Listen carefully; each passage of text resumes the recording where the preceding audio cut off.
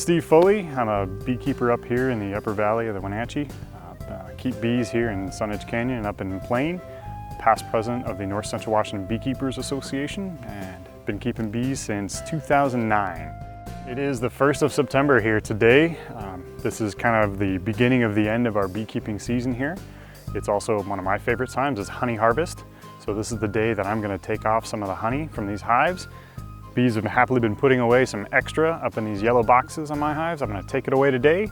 We're going to take it back to the shop and we're going to spin it out and get it into jars eventually. A bee smoker, they've been around for what, hundreds of years now. Something that beekeepers use.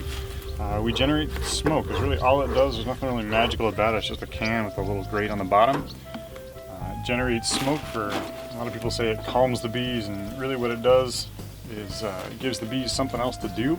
It's their cue to eat honey that they may need to be leaving in some reasonable hurry, just like an evacuation notice. And that's a secret ingredient, favorite ingredient. Dried orange peels that I dry in the wintertime on my wood stove. It'll generate a little bit of smoke. You're looking for things that are dry, that will burn, but will burn at a cool temperature. I found fir cones are pretty easy. I can pay my kids a few pennies a piece and wind up with a whole box of them in the spring. So if you see there's a bunch of bees, I'm gonna flush this across here. They'll go whoosh, a little bit of a buzz, and then they disappear. They go downstairs to go munch on some honey. So when we pull a frame, right on cue. When we pull a frame here, we'll start with, how about this one? You'll see a bunch of bees eating honey. At some point they'll be done. I'll hit them with a little more smoke maybe if I'm still involved. That's their game. There you go. We get a couple dangling somewhere on the bottom there. It's called festooning. They kind of hang on to each other. Got little claws on the end of their feet. That's just a pretty standard honey frame, full, ready to go. If you hang on to it, you'll feel it's pretty dang heavy. And we'll set that one off to the side here. Over here we got some empty cells. I like seeing empty cells. It means they got some room to grow. She's still got some room to lay some eggs. I'm seeing some honey. I'm seeing some capped brood, which means it's going to hatch out in a little while. I'm always looking for eggs.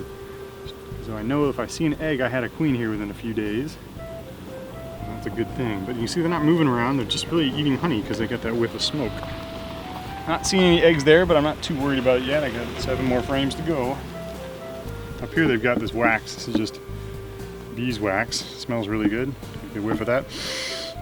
That combined with honey is the best smell you can get. This stuff up here is propolis. It's super, super sticky.